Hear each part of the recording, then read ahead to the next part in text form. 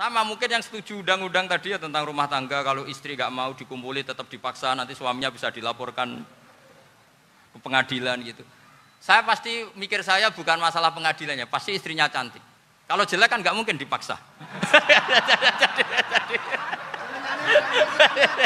Ini ketularan. Jadi saya cara berpikir tuh, jadi tak pikir lucunya saja, bukan pikir seriusnya.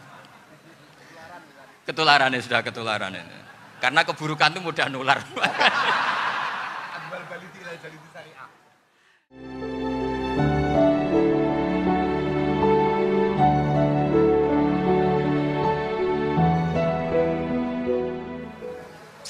Assalamualaikum warahmatullahi wabarakatuh.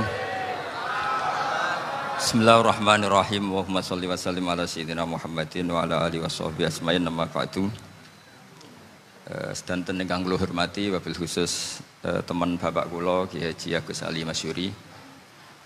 Beberapa kiai yang tanpa ngurangi rasa hormat, saya hormati semua. Ini ada beberapa Gus. Ini saya ngaji insyaallah 1/4 jam. 1/4 jam nanti yang menghisap Gus Kausar berapa Gus? 10 menit. 10 menit. Begini, sebetulnya saya membela semua umat Islam itu ahlul jannah. Karena saya ini ibarat marketing. Kalau orang Kristiani itu kan setiap orang mati sudah tenang bersama Bapak di surga. Jadi kampanye itu menarik sekali. Sementara kita sudah kiai, sudah imam masjid, sudah ulama, masih saja dikhawatirkan su'ul khotimah. Ini kalau kampanye ini tidak imbang, ini nanti saya takut kalah. Makanya saya bilang pokoknya semua orang mukmin itu ahlul jannah. Karena memang asli hadisnya seperti itu, man qala la ilaha illallah dakhalal jannah. Bahwa kemudian ada beberapa kiai yang mungkin wataknya itu pesimis, kemudian bikin sekian aturan-aturan yang sebetulnya itu cerminan dari pesimisnya, terus akan-akan masuk surga itu susahnya bukan main. Nah itu saya tidak setuju, karena tadi pasti kalah dengan kampanye sebelah yang setiap orang mati dibilang sudah tenang bersama Bapak apa? Di surga. Jadi ini penting. Terus kedua saya bilang agama ini sudah begitu baik. Masa kunci surga sudah dibocorkan, miftahul jannah la ilaha illallah. Masa sudah pegang kuncinya nggak jadi masuk surga, itu kan aneh. Ya sudah masuk saja, tapi tidak usah minta bantuan saya, masuk aja, kan sudah pegang kuncinya. Terus ketiga, kenangan terburuk saya ketika jadi kiai itu gini, saya ada beberapa guru SD datang ke saya. Ini agak-agak masalah besar. Gus, boleh enggak buka ujian nasional yang masih disegel? Semua guru bilang enggak boleh, itu kriminal kan. Ada satu guru yang bikin analogi agak kacau. Boleh saja. Wong ujian di kuburan saja dibocorkan para kiai enggak apa-apa. Itu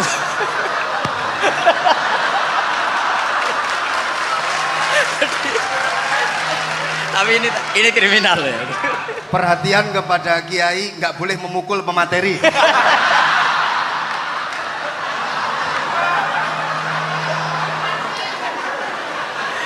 Jadi tentu itu analogi yang salah kan. Marrobuka kan, Tuhan kamu siapa, Nabi kamu. Tuhan kamu siapa, Nabi kamu siapa, imam kamu siapa. Ini kan sudah dibocorkan oleh para kiai. Artinya apa? Nak raiso jawab kebablasan gitu. Terus guru ini berpikir kalau ujian akhirat sekrusial itu saja bisa dibocorkan, kenapa ujian nasional tidak boleh? Tentu ini kias yang salah, saya tidak ngajari seperti itu. Tapi saya ngajari ke kalian betapa mudahnya masuk surga. Kunci jawaban sudah dikasih, kunci pintu masuk sudah dikasih. Kok sampai tidak masuk, ini kebablasan. Paling salah gurunya. Jadi ini kenapa saya sering cerita orang mukmin semuanya itu min ahlil jannah, itu saya jamin. Sama tidak usah takut su'ul khotimah, tidak usah takut berlebihan seperti itu. Karena setahu saya, setidaknya saya mewakili ulama zaman ini, rata-rata guru kita ini bermadzhab Syadzili dalam berkeyakinan berpikir tentang Allah. Di antara ini yang mulai saya ngomong serius, supaya tadi kan guyonannya sudah diambil Gus Reza sama Gus Kausar. Saya tahu kenapa mereka guyon, kalau ngomong serius takut kalah sama saya.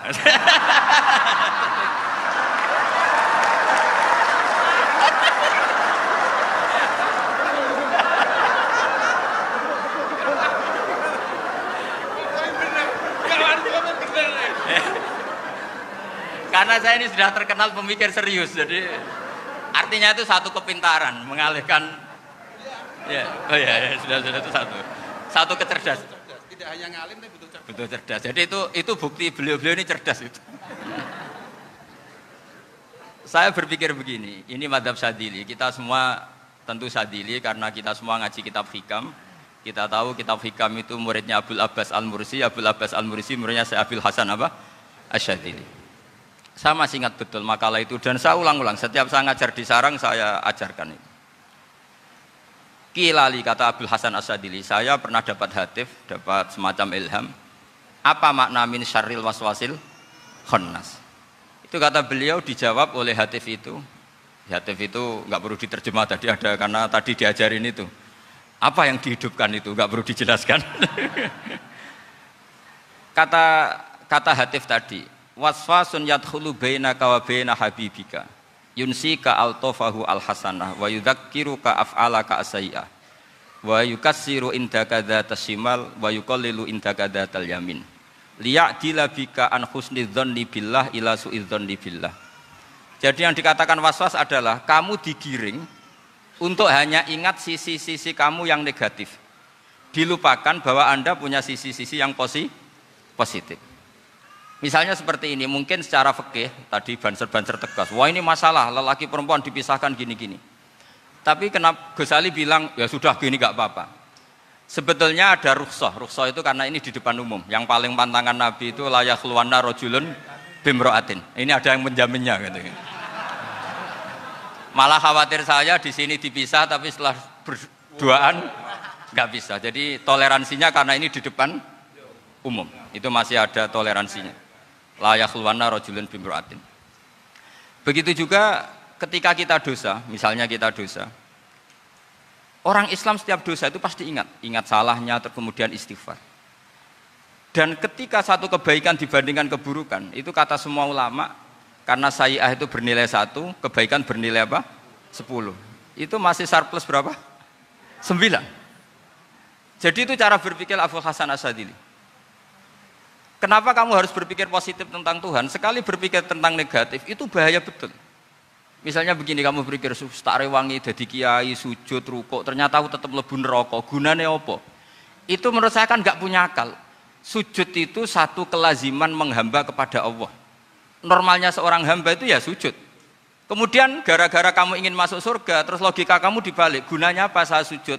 Ternyata saya masuk neraka. Itu pertanyaan yang benar-benar bodoh dan itu menjadikan Allah benci. Logikanya dibalik begini. Ini saya ngomong serius karena ini bentuk kemenangan saya ini bentuk kemenangan saya. Saya berkali-kali ngomong di kota pelajar di Jogja karena banyak pengujinya juga. Bukan sekedar pendamping tapi penguji. Banyak yang profesor, bukan sekedar dokter, banyak yang profesor. Jadi biar ini dok. Begini. Saya pernah ditanya sama seorang dosen, Gus, saya ini ngaji hadis banyak, tapi ada yang saya tidak paham, yaitu mangqala la ilaha illallah dakhalal jannah, ada kalimat wa in zana wa in saraka. Meskipun pernah zina, pernah maling. Ini kan seakan-akan mentoleransi perzinaan dan pemalingan. Terus saya bilang, oh makna hadis itu seperti ini. Jadi kebenaran absolut, kebenaran yang mutlak itu tidak akan terganggu oleh status perilaku seseorang. Saya berkali-kali memberi contoh. Orang yang ditangkap KPK akan bilang 1 + 1 2. KPK-nya juga bilang 2. Rivalitas dalam politik, Pak Prabowo ya bilang 2, Pak Jokowi juga bilang 2. Orang yang zaniyah, yang lonte pun akan bilang 2, muftinya juga bilang 2, ketua MUI-nya juga bilang 2. Artinya gini, kebenaran yang absolut adalah kebenaran yang siapapun akan meyakini seperti itu. Seperti 1 + 1 2. Kamu punya musuh bilang 2. Kalau ibu-ibu ini punya maru ya marunya bilang 2 tadi tambah mama. Enggak tahu saya terjemahnya apa tadi. Nah, kebenaran yang absolut itu kebenaran yang siapapun pasti mengakui. Dan uniknya begini, saya pernah ngaji acara himmah, acara pondok sarang di Demak. Kalau kamu bilang 1 + 1 menjadi 2, untuk mengatakan 2 itu kamu butuh hadiah enggak? Mereka semua jawab enggak. Kita semua enjoy saja mengatakan tembok itu putih. Kenapa? Karena memang putih. Kita mengatakan 1 + 1 2 karena memang kita tanpa presentasi dapat hadiah, dapat penghormatan. Kenapa untuk mengatakan Allah itu Tuhan, kita butuh surga? Memangnya kalau tidak ada surga, Allah tidak jadi Tuhan? Ini problem orang soleh-soleh yang terlalu pesimis. Makanya nanti orang-orang soleh itu masuk surganya berat. Tapi kalau orang alim lebih gampang kira-kira seperti itu. Iya, karena kan imannya lebih bagus. Dalam hadis qudsi, Allah ini yang dibuli orang-orang soleh. Laulam akhluk jannatan wala naron alam akun ahlan an uto'ah, dalam hadis qudsi itu. Kalau saja saya tidak menciptakan surga dan neraka, apa saya tidak jadi Tuhan yang perlu ditaati? Apa kalau kamu tidak saya kasih uang 1 juta terus bilang 1 tambah 1 11? Enggak kan? Tetap bilang berapa? 2. Kalau kebenaran absolut yang 1 tambah 1 kamu bilang 2 meskipun tanpa mendapat hadiah. Kenapa untuk bilang Allah Tuhan kamu butuh hadiah surga? Itu kan serah ikhlas belas. Makanya saya terus mengajarkan ikhlas. Ikhlas itu bisa dilatih dengan akal, dengan pikiran, bil ilmi lah. Harus dilatih. Nah di sini ini momen atau makna yang mestinya harus difahami wa inzana bahwa kalimat ini sah meskipun dilafatkan seorang yang pernah zina. Sama seperti 1 tambah 1 2 sah, diucapkan siapa saja sah. Dan siapapun akan mengucapkan itu secara ikhlas. Ini penting saya utarakan. Sehingga setelah ada firqah-firqah takfiri yang mengatakan orang megang keris itu syirik, ke kuburan syirik, ini syirik. Itu salah besar. Salahnya adalah tadi kalimat-kalimat atau kebenaran-kebenaran absolut ini sudah jadi sibghatullah man ahsanu minallahi sibghah. Kalimat ini begitu absolut di hatinya orang mukmin. Sehingga ketika terganggu oleh hal-hal yang adat istiadat kayak pegang keris, kayak apa, ini tidak mengganggu. Tetap kualitas iman ini di atas keyakinan adat membawa apa keris. Kalau orang membawa keris menjadi syirik karena percaya sama makhluk. Orang misalnya kejawen kalau nggak bawa keris nggak nyaman. Orang kota itu kalau nggak bawa ATM juga nggak nyaman. Itu tidak dihukumi syirik. Kamu pergi lupa bawa HP nyaman enggak? Enggak, kenapa tidak dihukumi syirik?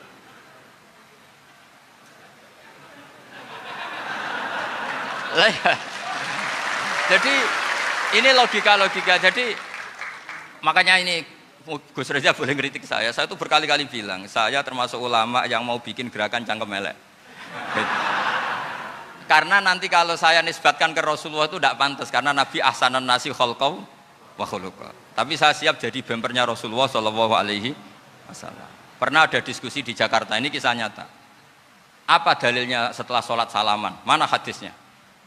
Itu dijawab hadisnya tentu kita kesulitan. Kalaupun ada hadisnya dhaif semua yang masalah musafahah.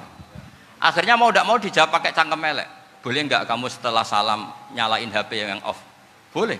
Boleh enggak ke kamar mandi? Boleh. Oh berarti kencing boleh, nyalain HP boleh, yang enggak boleh itu ingat Allah. Karena mereka mengkritik wiridan, ngeritik salam. Akhirnya mikir deh. Ada enggak hadisnya orang setelah sholat nyalain HP? Enggak ada kan? Tapi mereka nyalain HP enggak hambatan, tapi untuk salaman masalah kan. Ke kamar mandi boleh, tapi untuk wiridan enggak boleh. Akhirnya mereka sadar, oh iya. Lama-lama dibisiki gini yang kelompok itu. Kamu itu korban aliran supaya kamu gak ingat Allah, ingatnya HP-nya. Sehingga orang wiridan kamu kritik, orang nyalain HP tidak kamu kritik. Itu kelompok itu adalah kelompok orang-orang yang supaya orang Islam itu lupa Tuhannya. Itu gerakan cangkem elek, tapi jadikan orang sadar. Jadi ini penting. Jadi kalau kamu tidak bisa bela agama dengan jalan yang lurus karena tidak bakat gitu. Gak apa-apa pakai cangkem elek tadi, karena gak mungkin gerakan ini dinisbatkan kepada Rasulullah Shallallahu Alaihi Wasallam. Kalau soal sanad, saya punya sekian sanad tentang itu, tapi tidak usah kamu ikuti. Ada orang tanya, ya Pak Kiai kalau setan dibakar di neraka panasan enggak? Ya panasan. Lo kan setan dari api, ngapain harus panasan? Kan materinya sama. Terus Kak Kiai tadi gak kesulitan, dia ngambil pasir, disawero di wajahnya. Wah sakit Kiai, kamu kan dari tanah, kena tanah kok. Jadi itu ada sekian, artinya gini ya, kalau kesulitan jawab pakai baik-baik ya sudah pakai cangkem elek itu aja karena. Tapi tentu kan gerakan ini tidak mungkin dinisbatkan kepada para nabi. Tapi saya pastikan meskipun nggak bisa dinisbatkan kepada para nabi dari segi cangkem elek tadi, tapi secara semangat itu sama. Saya punya sekian contoh. Bener Gus Riza tadi gojok saya sengawur-ngawurnya itu masih punya sana. Itu pas saya ngawur pun masih punya apa? Sana. Nabi Ibrahim itu ketika faja'alahum juzatan illa kabirallahum itu si berhala paling besar dikasih kapak. Ketika mereka geger, ini siapa yang berhala-berhala kecil? Kata mereka, sami'na fata yadhkuruhum yuqalu lahu Ibrahim. Ya kira-kira Ibrahim lah gitu. Terus setelah Ibrahim didatangkan, siapa yang melakukan ini semua?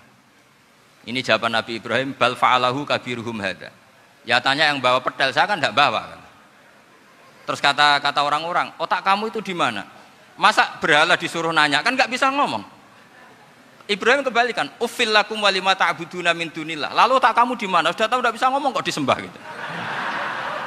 Itu ada kata uffin loh. Uffin itu kalau diterjemah kira-kira ya agak-agak jancuk gitu. Kira-kira seperti itu. Ya kira-kira seperti itu. Jadi Sekarang dalilnya jancuk apa Gus? Bahkan jangan biasa kalau misalnya saya kira sudah gimana? Jancuk itu dari daksu, dak tinggalkanlah suan perkara sing elek. Krono ilate wong Surabaya kakean rawon, akhirnya ngomongnya jancuk.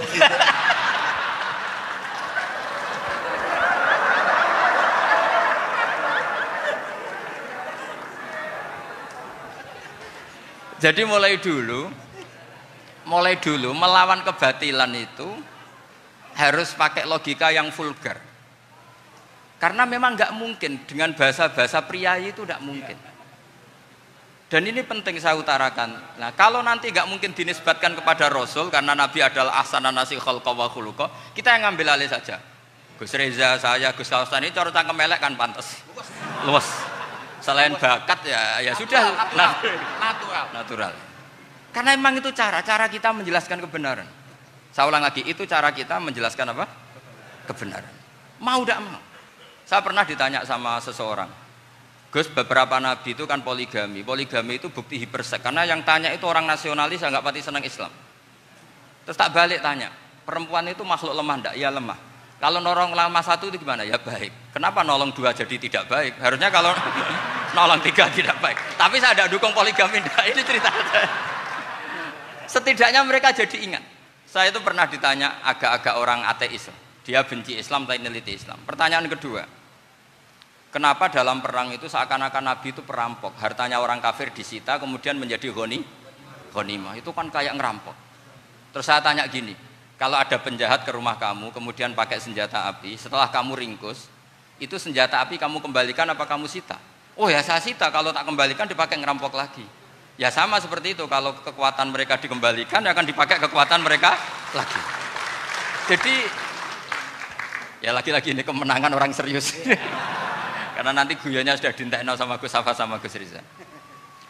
Nah, kenapa saya ngajar begitu rileks, begitu santai? Karena pikiran saya sederhana. Fa innal uqula muttarratun ila qabilil haq. Akal sehat pasti dipaksa menerima apa? Kebenaran. Sehingga kebenaran itu tidak usah kamu ngomongkan secara serius, secara tidak perlu. Kebenaran itu mudah diterima. Saya itu pernah ngaji berkali-kali di Jogja di mana-mana sampai ada buku seorang dokter nulis tesisnya itu bangga lagi menjadi muslim setelah ngaji saya itu. Karena saya menerangkan itu ringan.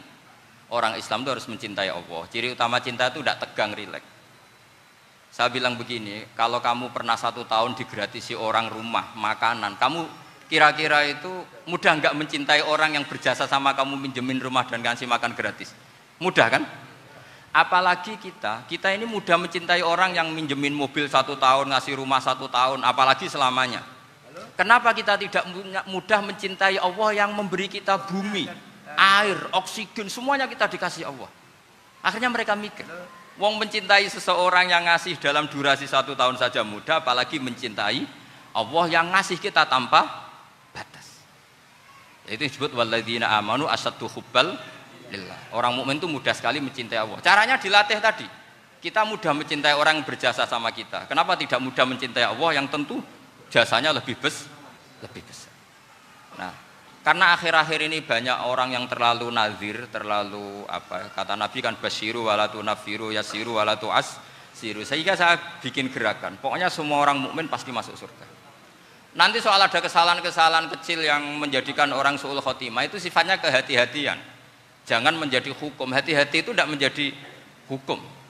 Kalau kamu nyupir hati-hati itu bukan berarti pasti kecelakaan, enggak. Hati-hati itu ya hati-hati saja, tidak menjadi hukum. Ini penting saya utarakan karena kubu sebelah kampanyenya sudah tadi, setiap mati mesti tenang bersama Bapak di surga. Sementara kita mau kampanye, kamu sholat tidak mesti diterima, haji tidak mesti diterima, jadi kiai tidak mesti masuk surga. Coba kalau kita kampanye gitu terus, yang mau jadi muslim itu siapa?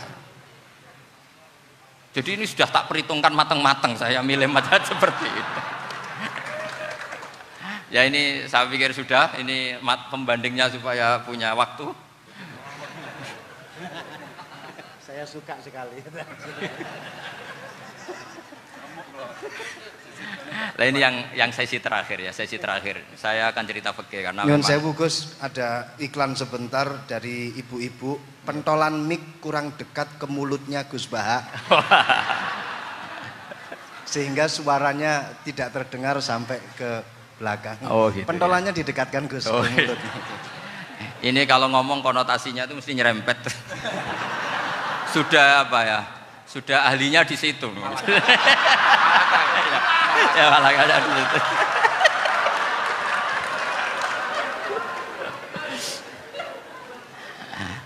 Dalam sesi terakhir saya cerita pentingnya pembanding. Imam Rafi'i itu yang ngarang kitab Muharrar. Kitab Muharrar ini adalah ringkasan dari kitab Al-Wasit. Al-Wasit itu karangannya Imam Ghazali.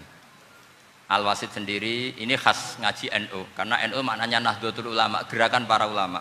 Jadi kalau nggak ngerti alim-alim seperti itu ya ada NU. Sebenarnya sampai itu pasnya Nahdlatul Ummah, gerakan umat. Tapi kan sudah jadi partai politik Nahdlatul Ummah. Karena yang katakan NU itu Nahdlatul Ulama, gerakannya para ulama. Imam Rafi'i itu berpendapat sujud itu cukup pakai batuk, pakai jidat. Itu dalam kitab Muharrar. Wal asoh anna sujud yasihu mau cukup biwatil jabhah. Ketika Imam Nawawi mentasih kitab Muharrar namanya Minhajut Thalibin, itu mengkritik Imam Rafi'i. Kata beliau sujud itu untuk sah harus melibatkan 7 anggota karena berdasar hadis umirtu an asjuda ala sapati a'zumin, yaitu al jabhah wal yaden warubaten wal kodamen, yaitu jabhah 2 tangan, 2 lutut dan 2 kodamen. Akhirnya saya ngecek di kitab asli, Imam Rafi'i termasuk Ashabut Tarjih dan Imam Nawawi. 2 orang ini khilaf. Kan nggak mungkin kita sebagai musohehnya, karena yang khilaf ini 2 ulama besar, satu Imam Rafi'i, satu Imam siapa? Nawawi. Kita tidak bisa hanya ngikuti Fathul Mu'in yang mengatakan idza khtalafan Nawawi wa Rafi'u quddiman Nawawi, tidak bisa, karena Imam Nawawi ini sering nginduk sama kitabnya Imam Rafi'i karena senior Imam Rafi'i. Setelah saya cek di kitab kitab asli Mamba ya, satu sumbernya semua mazhab apa? Syafi'i. Ternyata Imam Syafi'i nak ngedikan hanya begini. Wa uhibbu, saya suka setiap orang Islam sujud itu melibatkan 7 anggota karena itu aman, pasti sah. Tapi wayah tamilu, kata beliau, tapi mungkin saja sujud hanya watul jabah itu sah. Kenapa kata Imam Syafi'i?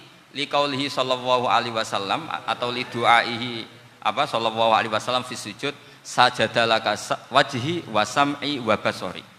Nabi ketika sujud itu hanya berdoa, ya Allah sujud kepada engkau wajhi wa sam'i wa basori. Nabi tidak menyebut wayadi wa rubati wa qadami. Sehingga saya berkali-kali bener kata Gus, saya ini pembela umat sing sujute 7 anggota ya taklem pantes dadi Rais Suriah. Itu.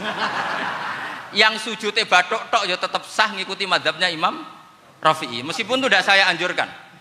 Tentu tidak saya anjurkan. Alasannya Imam Syafi'i tadi, Rasulullah pernah berdoa dengan kata-kata sajadalaka wajhi, bukan diteruskan wayadi warubati wakoda. Sehingga fal khilaf huna bakin ala khiddati kalau dalam bahasa fikih. Khilaf biar tetap sesuai aturan khilaf masing-masing. Enggak perlu kamu menggugurkan pendapat Rafi'i yang mengesahkan sujud hanya pakai jabhah. Ini penting karena tadi seperti saya katakan, yang sujud anggota pitu ya masuk swarga mergo pintere, sing nganggo bathuk tok yang mlebu swarga mergo gobloke tadi, karena aksaru ahlil jannah al-bulhu. Nah ini madhab saya. Jadi saya itu ingin umat Islam itu baik-baik saja. Iya betul, madhabin jenengan. Ya. Karena enggak Karena tidak mungkin, nah kita tidak bela Islam di zaman akhir tidak mungkin, karena di kubu sebelah kampanyenya sudah seperti itu. Kalau kita ngomong ikhtiyat, kiai ra mesti mlebu swarga, sing salat ngethuk ra mesti husnul khotimah, wah akan jadi repot. Saya ini pengagum teori ikhlas, dilatih bil ilmi, saya ulang lagi, dilatih bil ilmi. Saya ini malunya tadi, saya mengatakan 1 tambah 1 2, itu meskipun tidak ada yang memberi hadiah, tetap saya katakan 2. Saya mengatakan air itu dingin, tidak ada yang ngasih hadiah, saya akan bilang kalau air itu dingin, kalau api itu panas. Untuk hakikat-hakikat seperti itu saja saya jujur tanpa ingin imbalan. Tapi ketika hakikat mengenai Allah kok saya minta imbalan surga dan neraka, ini apa-apaan? Kira-kira gitulah, Rois Suryah macam apa gitu.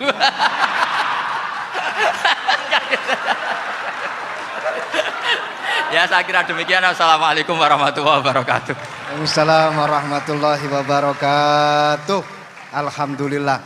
Baru kali ini ada seminar yang dikritik terus sama pemateri itu pendampingnya.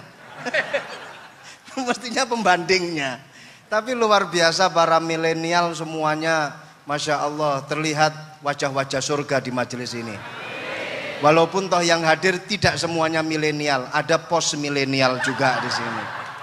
Ada yang Gus dan juga ada yang Kiai. Kalau Gus biasanya kan masih bisa tolah-toleh, kalau Kiai harus fokus. Tapi yang paling fleksibel di PWNU Jawa Timur, yang paling enak itu adalah beliau, Kiai Haji Agus Ali Mazhuri. Enaknya pripun? Dadi kiai ya iso, dadi Gus ya iso. Itu posisinya paling enak di antara pengurus-pengurus yang lain. Tepuk tangan untuk beliau, enggak apa-apa. Langsung saya buka pertanyaan. Yang ditanya 2 orang, jangan pendampingnya. Yang ditanya 2 orang. Kalau enggak Gus Baha, Gus Kausar. Saya hitung sampai 10, nggak ada pertanyaan, kita tutup dengan doa. 1, 10. Ada yang 2 mawon, pertanyaannya 2. 1, monggo. Yang perempuan, saya ingin yang perempuan, monggo. Sudah 2, silakan.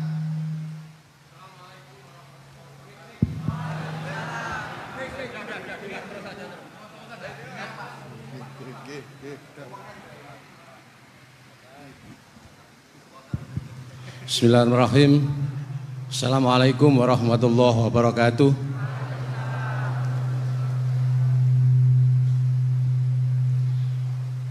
Yang saya ingin tanyakan kepada Gus Baha, saya itu sering ngaji lewat YouTube panjenengan Gus.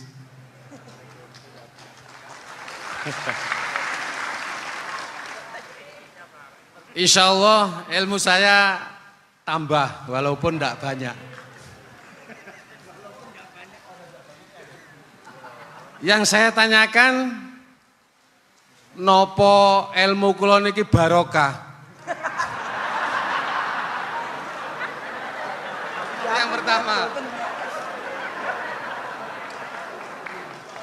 karena saya ngaji lewat YouTube panjenengan, saya tidak izin. Untuk itu hari ini saya izin panjenengan, mudah-mudahan ilmu ingkang saya dapat dari panjenengan niku saged barokah niku Gus. Terima kasih. Wassalamualaikum warahmatullahi wabarakatuh. Waalaikumsalam warahmatullahi wabarakatuh. Langsung mawon Gus nggih, yang satunya dulu. Siapa aja? Oh gitu. Monggo Gus. Itu tetap barokah dan kebaikan itu mah nggak perlu minta izin. Kalau kebaikan minta izin jadi repot. Jadi kalau dalam kitab fikih disebut iktifaan bil idzni syar'i, karena syara akan selalu memberi izin sama kebaikan. Itu udah hanya masalah YouTube sampean. Tadi melihat wajah Gus Ali ibadah, pamit dulu. Nanti kalau ada orang alim lewat mau lihat juga pamit dulu. Lama-lama mau baca sholawat, ya Rasulullah pamit dulu mau baca sholawat. Jadi semua kebaikan itu cukup iktifaan bil idzni syar'i. Ya jelas ini ya. Oke, terima kasih. Jangan lupa pulsane tuku dhewe lek ndelok YouTube. Wifi-nya juga jangan nyolong. Harus passwordnya izin kepada yang punya wifi. baru nanti 100% barokah. Mbak yang belakang bisa berdiri, yang mau tanya tadi. Ya, silakan. Bismillahirrahmanirrahim. Assalamualaikum warahmatullahi wabarakatuh. Mohon izin Yai Gus, saya di sini mau tanya, selain sebagai pelajar santri, saya juga sebagai seorang mahasiswi di salah satu universitas di Surabaya. Yang saya tanyakan sebagai pemuda milenial, kita semua tahu bagaimana keadaan demokrasi negara Indonesia saat ini. Yang saya tanyakan bentuk dari hubul waton minal iman. Hubul waton di sini, bolehkah saya sebagai seorang mahasiswi menyuarakan pendapat saya, berjuang bentuk ijtihad demi keadilan berupa demonstrasi?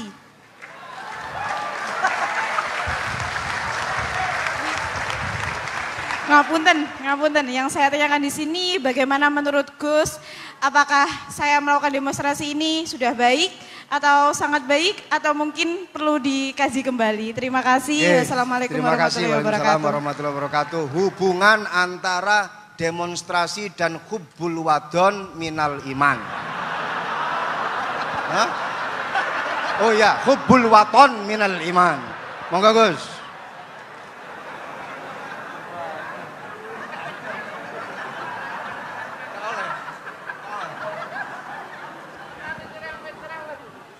Ini benar-benar ahli.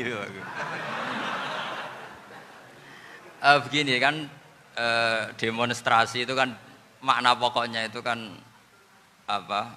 Memperlihatkan. Makanya demonstrasi kekuatan maknanya ya show ya, memperlihatkan satu apa? Kekuatan.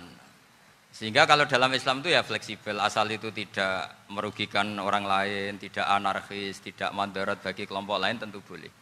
Bahkan kalau tidak menyuarakan suara kita tentu dengan cara-cara yang tetap islami ya, itu malah kita disalahkan karena berarti tidak ikut bertanggung jawab terhadap proses bernegara, tapi tentu disuarakan secara konstitusional dan secara baik.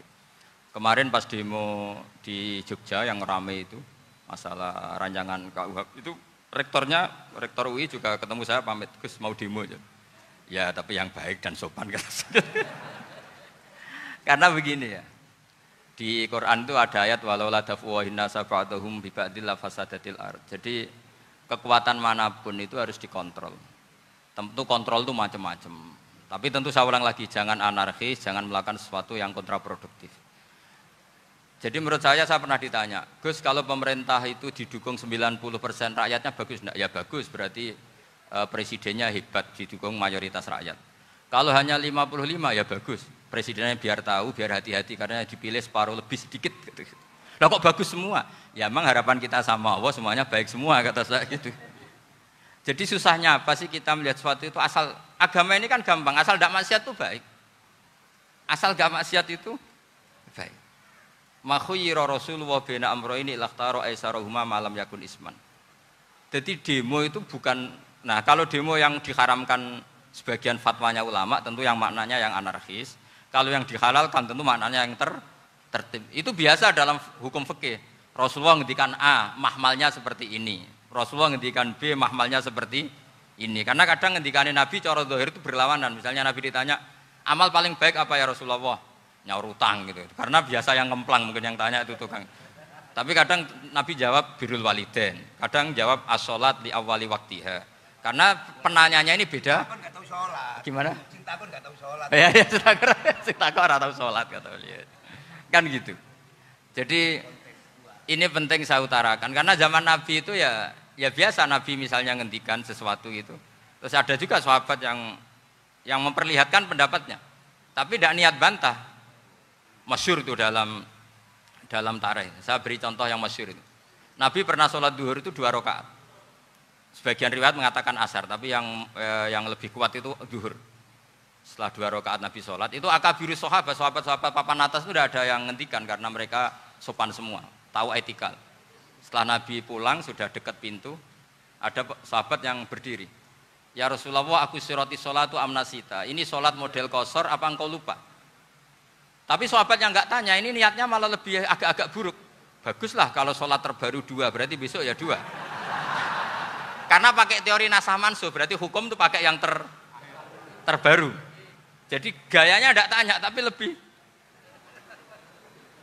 sama. Mungkin yang setuju undang-undang tadi ya tentang rumah tangga, kalau istri nggak mau dikumpuli tetap dipaksa, nanti suaminya bisa dilaporkan ke pengadilan gitu. Saya pasti mikir saya bukan masalah pengadilannya, pasti istrinya cantik. Kalau jelek kan nggak mungkin dipaksa. Ini ketularan. Jadi saya cara berpikir tuh, jadi tak pikir lucunya saja, bukan pikir serius. Ketularan ya, sudah ketularan ini. Karena keburukan itu mudah nular. Akhirnya Nabi kembali lagi, enggak, kullu dzalika lam yakun, semua itu enggak terjadi. Tapi Nabi sebagai orang yang sangat, ya sebenarnya enggak boleh dibahasakan sangat demokratis, sangat bijak. Nabi kembali lagi ke mimbar terus tanya, ahakun maqalahu dzulyaten, apa betul yang dikatakan dzulyaten tadi? Kata sahabat semua, betul ya Rasulullah, tadi engkau sholat hanya 2 rakaat. Nabi kemudian takbir lagi, meneruskan 2 rakaat terus salam. Artinya kalau demonstrasi itu dengan makna mengutarakan pendapat dengan cara yang dijamin konstitusi, ya itu kan normal-normal saja, nggak ada masalah. Saya pernah derekno bapak, itu ada pertanyaan yang benar-benar mengusik saya. Ada orang miskin datang ke bapak, Pak Yai, jadi wong melarat itu ra enak. Sajane ya wis suwe dadi wong melarat ra enak. Itu pas Ramadan. Kenapa kata bapak? Bapak saya itu teman akrabnya Gus Ali, itu senengannya ya guyon, mau meninggal aja masih guyon. Bapak itu guyon terus. Kenapa aja? Sudah puasa nggak makan, buruh orang, macul itu kan berat. Mau istirahat nggak boleh karena buruh orang. Enak jadi wong sugih puasa diam di rumah gini-gini terus. Terus kata bapak saya gini, enak wong melarat. Jadi wong sugih nak puasa berat. Kok sakit ya? Esok mangan pecel, awan rawon, enggak sore sidik sate. Jadi yang harus ditinggalkan itu banyak. Nak sampean kan biasa meninggalkan itu semua. Semenjak itu dia, oh iya, nak ngono podo-podo abot. Jadi hasutnya pada orang kaya terus nggak ada. Nah ini pentingnya ilmu, jadi pentingnya pendamping tadi itu. Setelah diberi jelasan, oh maturun ternyata podo-podo abot gitu. Dia nggak tahu susahnya jadi orang kaya. Ya sama seperti tadi, ya saya puasa, kerja gini-gini, bojo sitok elek, terus jadi yang bojone 4 cantik semua abot aku. Karena harus ninggalkan 4 yang cantik tadi, yang bisa menghidupkan tadi itu. Itu kan juga demonstrasi, artinya mengutarakan apa yang, jadi itu saya pikir seperti itu. Ya ini, mohon ya gitu aja ya. Assalamualaikum warahmatullahi wabarakatuh. Waalaikumsalam warahmatullahi wabarakatuh. Tepuk tangan untuk beliau. Kita doakan semoga beliau sehat walafiat, panjang umur, jembar rezeki.